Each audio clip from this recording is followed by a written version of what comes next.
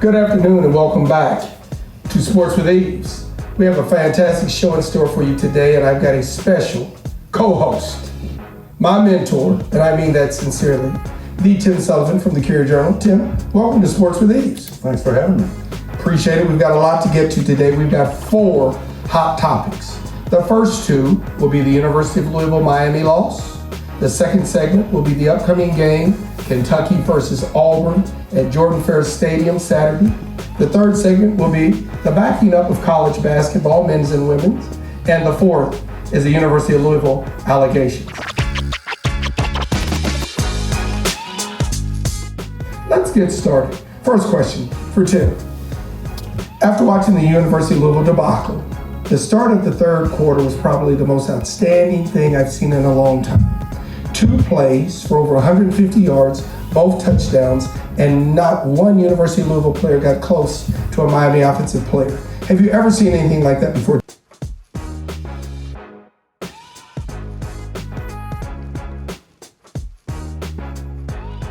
Tim? Well, I've seen long touchdowns before. I don't know that I've seen back-to-back Tim. touchdowns on one play drives that essentially took a lot of the air out of Louisville after they had made a comeback. And it looked like University of Louisville was on the complete opposite side of the field. Particularly after Louisville closed the gap to 7 points twice. Exactly. You have enough of those plays, it's going to be dispiriting and as one of the players said, devastating. My question, Coach Satterfield, second year, great offensive mind, his scheme, everyone enjoys it. But defensively, Coach Brown, defensive coordinator, those kind of errors seem to me that fundamentally they're not building their defensive correctly. Have you ever thought that? Do you think that Coach Brown is doing an adequate job? You know, I don't know that it's so much the coaching as it is the personnel. I don't know that they're quite up to Miami's talent level. You know, if you look at the recruiting rankings, and those aren't certainly the last word on that subject, Miami's got a lot more players, I think, on defense who are going to play professionally than Louisville does at this point. There isn't a tremendous pass rush. There aren't a lot of great cover guys, from what I can tell, and you get exposed. The longer that a play goes against an undermanned defense, you're going to find a flaw, and I think Miami did that repeatedly. My problem is this, Tim. It's the way that they were beat. When you're watching a football game, you see a play develop. The second touchdown was absolutely a debacle. There was nobody on the right side of the field at all for University of Louisville. They hiked the ball, the quarterback held it for about a second and a half, threw a 8-foot bump pass to a gentleman who caught it, and there was no one other than the players on the sideline close. Whatever happened to the 2 deep safeties, balance field to make sure that you keep everyone in front of you, build your defense correctly so that you have an opportunity to make a tackle? I don't mind bad talent. That means missed tackles. But when you have a debacle to when they can throw the ball 11 yards and there's not a player close, that to me says fundamentally not sound defense. Well, there's some schematic issues, but if you go back to the last year of Bobby Petrino, they played 22 games against Power 5 opponents, and the opponents have averaged 43.9 points per game. This is a recurring problem. Now, it was highlighted against Miami on those 2 plays, which there's no excuse for that kind of coverage. I don't believe, but I think the problem runs deeper. Well, we've got some highlights that we're going to watch. Of course, Tutu Atwell had an excellent game. University of Louisville's offense produced 34 points, over 400 yards plus, again, but for a loss. We've got about 5 clips that I want you to watch. 2 will be University of Louisville's touchdowns, and then you're going to see the 2 debacles where Miami was able to go over 150 yards in 2 plays without being touched. Oh, they sneak a man open, and it's the rooster loose, and they're not going to catch him. Touchdown, Miami, 2 plays, 2 touchdowns in the third quarter, and a full-on shootout. King Fires down the middle of the field, and wide open is Brevin Jordan. Another coverage bust and a hat-trick touchdown pass for De'Aaron King. We've had enough with the ACC. That's minor league compared to the SEC football. University of Kentucky is opening up this weekend at Auburn, Jordan Fair Stadium. Auburn's ranked number 8 in the AP poll. I think University of Kentucky's 23rd, 24th in the AP. What do you think happens for the Wildcats? I think it's going to be a tough place for them to win. When you look at the schedule without the non-conference games, and Big boy football. Kentucky could be a better team with a worse record this year. Absolutely. And maybe a significantly worse record. I picked them 5-5, and you were being generous. I think I erred on the side of optimism. Because that schedule is just brutal. I'm at Alabama, Georgia, Tennessee. I have friends. I've got a speaking engagement in Tennessee on Friday, this Friday. And I've got friends that live all through Tennessee. They are waiting for University of Kentucky. They're ranked 16th in the country. They think this is their year to turn it around. They want Kentucky so bad. We think the Kentucky-Louisville rivalry is big. They're going to have boats coming down from everywhere for that game. Kentucky's got their hands full. Coach Stoops has built a more than adequate program. Here's the reason why. I want you to tell me your opinion. He's had major setback injuries. Coach Stoops and the Wildcats the last 2 years. But he's been able to still develop and put his team in bowl games. They've been able to destroy University of Louisville. He's been able to show that they have found a way to win. And that's a mark of a great program. What do you think the job he's done at University of Kentucky? Well, I think last year was in many ways the best job he's done. Improvising in the middle of the season, creating a whole new offense with Lynn Bowden. And he didn't do it by himself. Yes. His coaching staff, I think. Offensive coordinator Graham. Right, invested everything in a player who they had no expectation or no reasonable expectation was going to be able to perform, and he performed brilliantly. I think you can't say enough about the job that Mark Stoops and his staff have done, but the climb gets harder and harder in that league. And they could be 6-4, 5-5, and be better than they were last year, but we'll never know it because the schedule is just so brutal. Yes, they've got all SEC conference games. When do the fans of Kentucky want more? The basketball and the football is like this. They want Coach Calipari Final Four national championships. A lot of Kentucky fans give the football team a pass. When do they raise their elevation on the expectations for the program?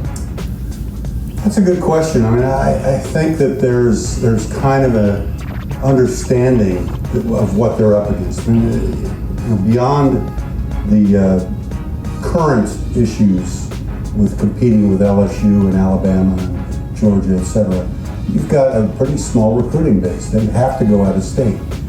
Georgia is a tremendously rich recruiting area. Yes. Florida. Yes. Alabama is unique in college football. Is able to draw. They got two for Hawaii. They get everyone. Yeah. Alabama gets everyone. Yeah. So that's what you're up against. You put Kentucky in another league, ACC, maybe even the Big Ten. I think they're pretty competitive, but in this league, it's going to be very tough sledding, and I think fans understand that. I mean, I may be wrong, and there may be an element that says, when are we going to beat Alabama? But I don't think that's a very large part of that fan base. A lot of people think the Big Ten is the best conference. You got to slow your roll with throwing that SEC around. Up north, Ohio State thinks that they have the best program in the country. But when you're still talking about Kentucky fans, they've upgraded the practice facility. They've upgraded Kroger Stadium. They have a recruiting base. They've got a great recruiter. When is it time for Kentucky to truly break that top 10? I think the third best team is what I'm expecting Kentucky to do in the next 3 years in the SEC. That's a pretty high standard in that league. I think that's what you aim for, but I don't think it's necessarily a realistic goal. A lot of people think that they can, because they think they can beat Auburn this weekend. A lot of Kentucky fans. Well, you have to believe that, whether it's true or not. Realistically, I'd have to pick Auburn in that game, playing at home, given their roster. I'm sorry, I cannot He be said it, I as did it. optimistic as you. He said it. I'm going with the Cats. That's Tim Sullivan's pick. When we come back after the break, we're going to talk a little bit about college athletics and the backing up of men's and women's college basketball. Talk to you in a minute.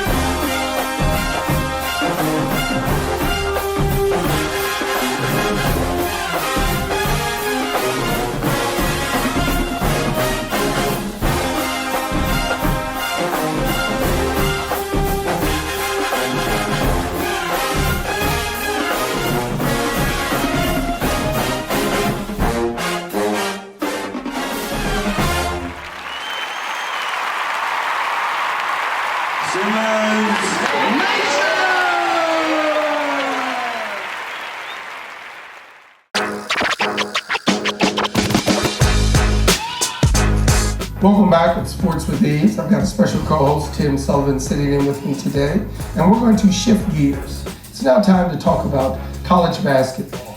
And the Division I Council has backed up the start date 15 days to November 25th, first game. Practice will start October 13th. Tim, do you think they backed up the season because of COVID-19, or do you think they backed it up because they wanted to try to get out of the way of football? Well, I think to some extent both, but COVID-19 is driving the bus at this point, and it's leading all of the decisions that are being made. And I think every sport, every business is trying to buy time as best they can, knowing that there's still not a vaccine.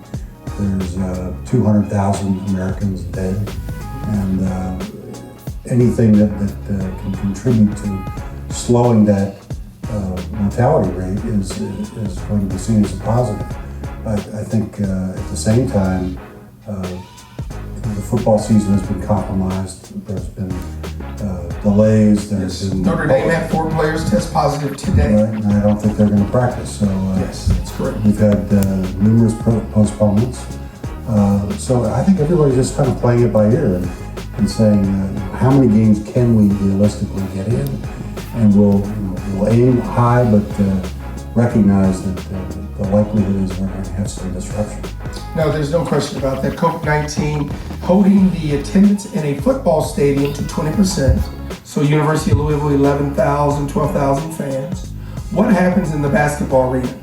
Indoors. What will the governor dictate, and what do you think the University of Louisville will do to try to put fans in the stands? Well, I think that it's optimistic to think that they can have the same percentages in an indoor arena. Okay. But, we have a little time. It's now mid-September. The season opens in 2 months. Where are things at that point? You might not have any fans. You might have the same percentage. You might have a higher percentage. I think it's completely in flux at this point, as we've seen. There have been numerous events that were planned with fans and ended up with none. The Indy 500, the Kentucky Derby, and now the Breeders' Cup, just for some local examples. So I think it's very fluid, and I'd love to see some fans in the stands. I don't expect a full house or anything close to it. Well, Tim, a lot of people on the counter side said there were no fans at Kentucky Derby more because of the protests more than COVID-19. So do you think the protest had anything to do with limiting the 26,000 fans that were supposed to have been allowed at Churchill Downs? I think it's a factor, but I don't know that it's the decisive factor. The Breeders' Cup is 6 weeks away, and they're not going to have fans. I don't think they're expecting protests at Keeneland, but certainly you can't be oblivious to what's going on in the city and the unrest. Even as we speak, the city's kind of in lockdown, awaiting a decision on the Taylor case. So, given the protests that we saw at Churchill Downs, I think they were very uneasy about the idea of spectators coming in and having to negotiate that crowd. There's a little conflict downtown, but it didn't rise to the level that I think a lot of people feared. But that has to enter into the equation. The Kentucky Derby's run 146 times. They want to run 147. So if you have to take a hit this year financially, you do so to keep the event going. Yes, I agree with that completely. Back to basketball. No preseason game, no exhibition games. What will happen to the performance the first month of the season when teams aren't really able to prepare? Well, I think you're going to be able to prepare to a certain extent. I mean, you're going to have inter-squad games. You're going to have scrimmages, but the ability to host a lopsided game against Bellarmine or some team you bring Simmons College. Or Simmons College. Talk about lopsided games. For a big guarantee. That helps a lot of the smaller programs. Mm-hmm. But I don't know how much the teams get out of those games, other than exercise and a little revenue. Well, the question is this too, because they have to be careful with inter-squad scrimmages because of Tracy. My opinion, if I was a college coach today, and I've been doing this 30 years, I would probably break my teams up into 2 groups. I would practice groups of 6. One group would have 7, 13 scholarships, a few walk-ons, so that I could separate my players. I would play a lot of 3-on-3 half-court offense. You can run your offense 3-on-3. So that I would always make sure that I had a certain amount of players that could play. Because if 1 or 2 basketball players goes down and you contact Trace, you're almost done for 2 weeks. It almost shuts you down. So a lot of this will have to do with what they do in practice and how prudent they are with separating their groups. Football should do the same thing also. Well, they should separate their teams. I think that's good thinking. And one of the things that Scott Satterfield has done at Louisville is they've cross-trained players at different positions, anticipating that there might be shortages at some point in the season. I think that's just smart planning given the environment that we're in. Coaches, I think, get a bad rap sometimes of being so focused on their job that they miss the wider world and the context, that the impact of COVID-19 and the potential disruption that it can cause your team. Then you're not a very good coach. You need to be, I think, pretty vigilant about that. Final Fours, championships.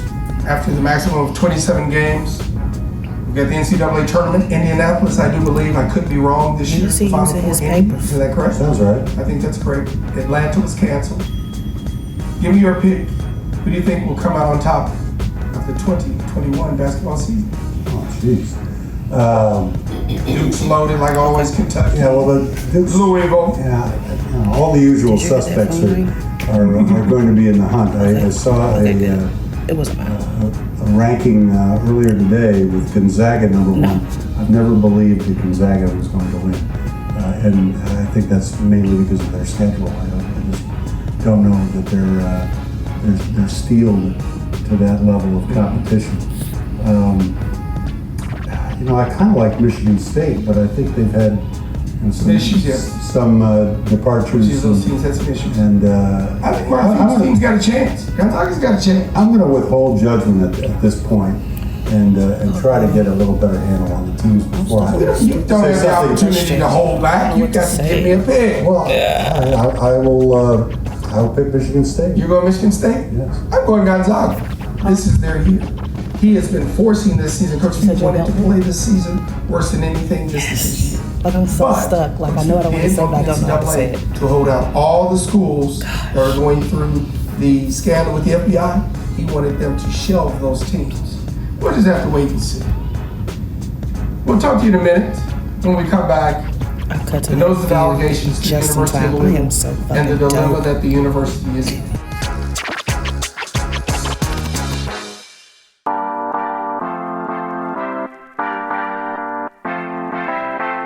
A recent article in Newsweek cited that black colleges produce 70% of all black dentists and doctors, 50% of black engineers and public school teachers, and while HBCUs only account for 3% of the nation's colleges, they account for about 20% of the degrees awarded to African Americans. Did you know that 40% of the African American members of Congress, 50% of African American lawyers, and 80% of African American judges all graduated from an HBCU?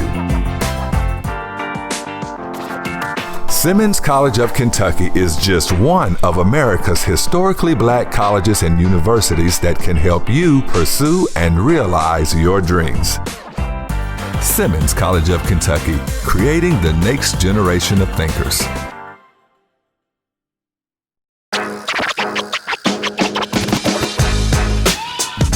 Finally, tonight, we're going to end the segment He wasn't with the looking at notice that of camera. allegations for the University of Louisville and the dilemma that they're in. Tim Sullivan has written numerous articles. I spoke about it on eSports Radio today, and I think everyone in the city is speaking about it also. Tim, your first opinion of University of Louisville and some of the things that they disputed in the notice of allegations. Central question in the entire document is Adidas a representative of their interests? And I think that that's going to be the question that Kansas is trying to get resolved. And I think, as I said to you the other day, it's going to be like reading a putt on the same line. If Kansas can get off with their argument, then I think Louisville's got a great chance. But it's going to be a tough sell. The NCAA enforcement staff isn't buying that argument. Kansas has 5 level 1 violations. That's a significant difference.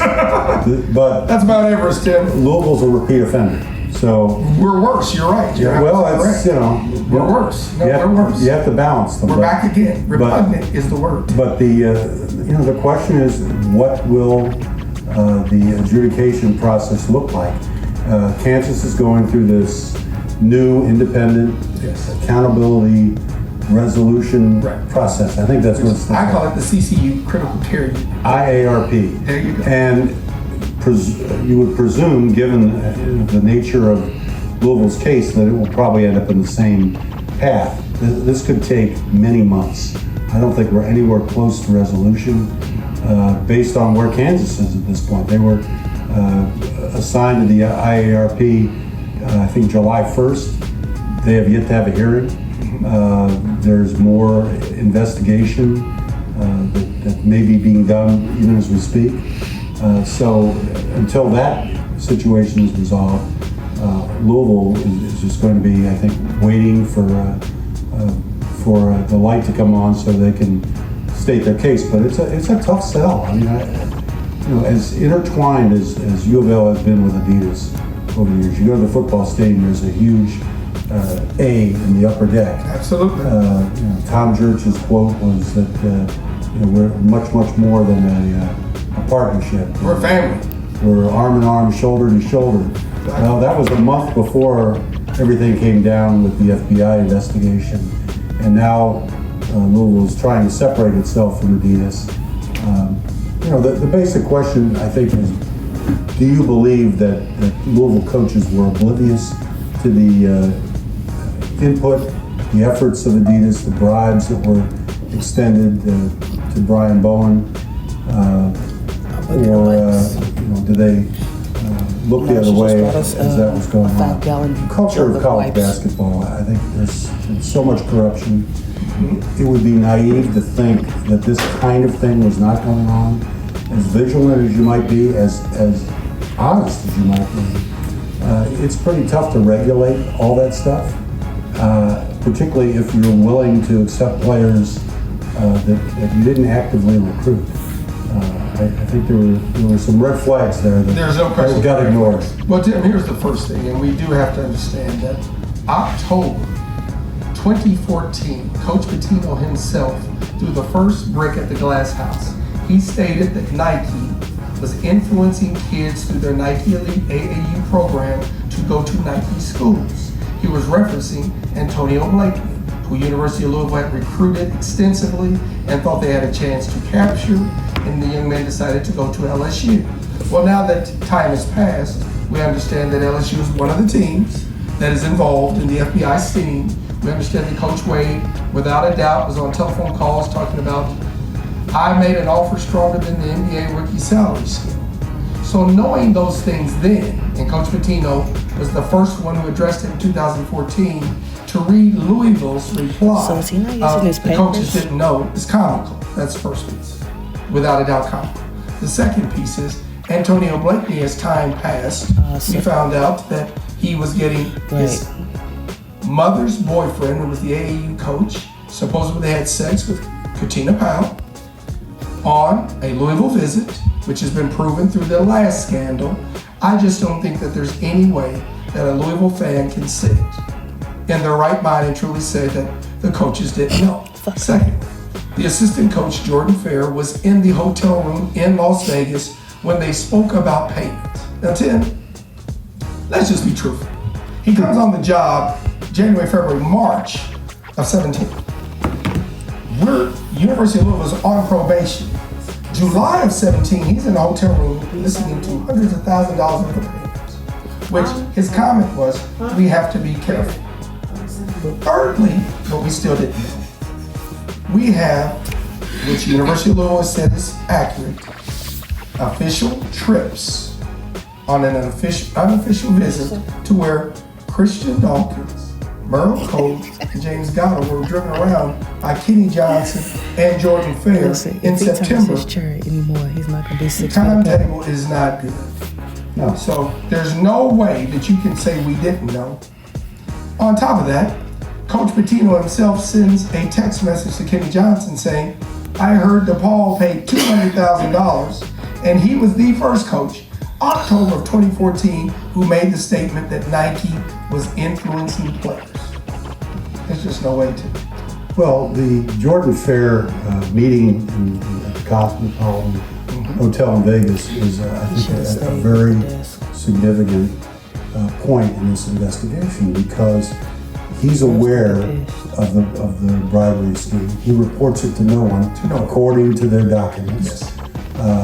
He didn't act on it, so supposedly, but he knew about it. And it's like one step from where Andre McGee was with Katina Powell. If you have a staff member who has knowledge and he doesn't report it, then he's culpable. And I think Louisville is trying to soft pedal that connection, but I'm not sure that's going to fly.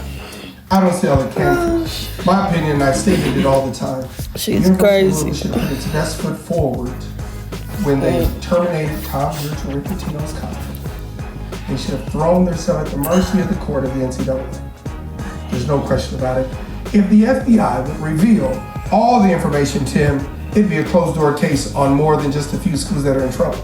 The FBI has held information, which I think is really, really unbelievable to me, that they would not give the NCAA all the information that they had. They only gave them the information from the sworn testimony. Tim, there's so much more that we need to know, that the NCAA needs to know to clean up its act. And for schools to say that that's not correct because they know all the information they now move Tim, it's a closed door. this camera to the middle after this segment so you can see, and it's not just sideways. I hate it for the players, Coach Mack, Vince Tyree. They had nothing to do with what happened, but they accepted the job, and this is part of the job. And University of Louisville needs to relinquish, step back from what they sent, in my opinion, and take the punishment and move forth with their program. Well, I think politically that would be a very tough sell. They self-imposed the last time. And even after that, they lost their banner, which was, I think, and I'm not saying they shouldn't have lost their banner, but that didn't go down very well with the fan base. So this time they're fighting back as best they can. I don't think it's a very strong case, but I'm not a judge, and the IARP process is going to be assessed by a panel of lawyers. Panel of 5, is that correct? I think it is 5. That may be correct, but I think they're going to be outside of the NCAA, so they're not going to be traditional athletic department, university types. They're going to be professional attorneys, and they may view some of the nuances here a little differently than we do. Case in point, the North Carolina case, which seemed to be about as outrageous as anything that we've seen in college athletics, with the academic fraud So what's Pat set up gonna be? for over The table? more than a decade. Apples and oranges, but go ahead. But the enforcement staff says, we're going to hammer you. This is egregious. This is terrible. And the Committee on Infractions did nothing because they didn't feel they had the jurisdiction and essentially got off on a technicality. They did. And that's curriculum. and they that. do not have guidance on universities' curriculum. That's a fact. I understand that, but I think that's what Louisville is looking for here. They're trying to get off on a technicality, saying, well, Adidas, even though they're paying us $160 million, even though we're arm in arm, shoulder to shoulder, and got their logo on our stadium, that's a completely different operation than us. It's you have to, I think, be, I wouldn't say gullible, but at least naive to think that there isn't a little more between the two parties than U of L is willing to admit. My aspect as for the leadership piece, which you said the fan base, sometimes the truth has to be swallowed. And that's the first piece for the University of Louisville to cure itself, is to tell the truth. That's the first piece. The second part, that's the tough part of the job. Sometimes it's not nice. Sometimes you're gonna hurt your fan base, but you didn't do it. The prior administration did, and it has to be addressed properly. And then, from that point, you have to promise your fan base that it will never happen again. Because if you read what I read, the entire 78 pages, whatever that is, that they put out, if you read it carefully when you do, they cleaned up Coach Pitino again, saying that he did a fantastic job other than for 6 days. Tim, that's completely ridiculous. Well, he was fired and then he resigned. However you want to put it. I'd like to know how that happened, but The semantics is great, but the bottom line is put your best foot forward for what is correct. University of Louisville has a fantastic program. Coach Mack's going to do a super job. It will go forward if you ever start to build it on cement, not sinking sand. And this is sinking sand. This is Sports with Eves. Tim, I appreciate you coming on. my pleasure. We'll have to do it again. Next time you pay me. Well, gosh, I got to get ready first.